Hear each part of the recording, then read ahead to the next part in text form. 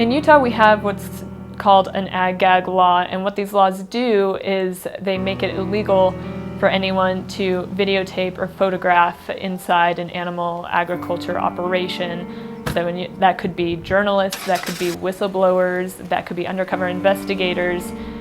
It's really designed to try to silence people and not let people know what is happening inside factory farms and slaughterhouses. So on February 8th, I had finished my volunteer work at the Ching Farm Sanctuary out in Draper, Utah, and decided to go see the slaughterhouse that I pass by every weekend on my way to volunteer helping animals. So I drove over to the Dale Smith slaughterhouse in Draper, and I pulled over on the side of the road. I had never seen the other side of the slaughterhouse. I had seen the back side of it several times from the interstate, but I never got to see this other side of the building, and what I saw I found just absolutely shocking. I couldn't believe the things you could see right from the road. You could see cows being let in and forcefully trying to escape their fate once they saw what was about to happen to them inside the building. You could see flesh being spewed out of a chute on the other side.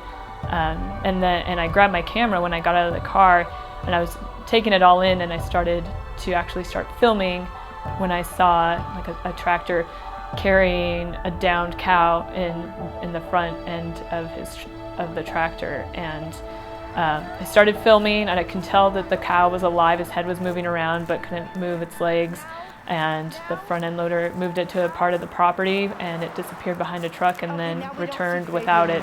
Oh my God, where is that? Oh, is that him? Is that, no, he's empty. It's empty. It's that stuff, it's that cold stuff. Okay. While I was filming, I stayed on the public easement. There was a barbed wire fence that was separating the property from the public side of the street, and I kept filming until a manager of the slaughterhouse drove his truck over and confronted me and told me that what I was doing was illegal. This is UPNL property right here. Yeah, what is this property right here? This looks like a public easement. Usually streets have a public easement. That's where I thought I was right here. You guys were on that property when you were taking videos. I was not. We never passed this fence. I've been taking video the whole time to prove it. I corrected him and told him that what I was doing was 100% legal. I have a right to be on a public street. I have a right to videotape anything I want from the public street. I've never stepped foot past right here. This is where I've been right here. Okay, that sounds great. You guys are trespassing on UPNL property when you took the pictures there of my property. I am on public property. I have not stepped foot on your property. You guys. So, okay, well, I'm just going to hang up and call the cops now, okay? Okay, yeah. If they tell me that this is not a public easement, I will step onto the street and I will not be on this part anymore. If you read the rights here and the laws in Utah, you can't film an agricultural property without my consent. That's correct, on your property. And he pulled off and called the police, and within 2 or 3 minutes there were 7 cop cars, and they conducted about an hour-long investigation. How you doing? Hi, fine, how are you? Hi. What's going on today? Oh, not a whole lot. Taking pictures or? Yep. What you taking pictures of? I've just never seen what this place looked like. Oh, okay. Did you have a friend with you?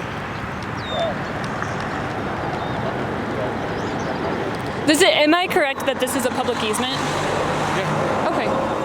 All right, great. So I'm not being detained?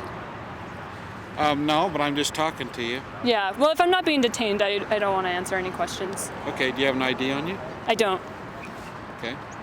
Do you have a vehicle around here with an ID? Would you stop pointing that at me? Am I being detained? No, but you have to give me ID.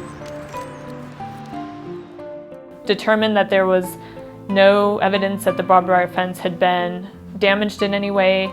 And so after about an hour, they told me I was free to leave, but they would screen me for charges. And sure enough, I think it was 10 days later, I received a letter in the mail saying I had been charged with agricultural operation interference.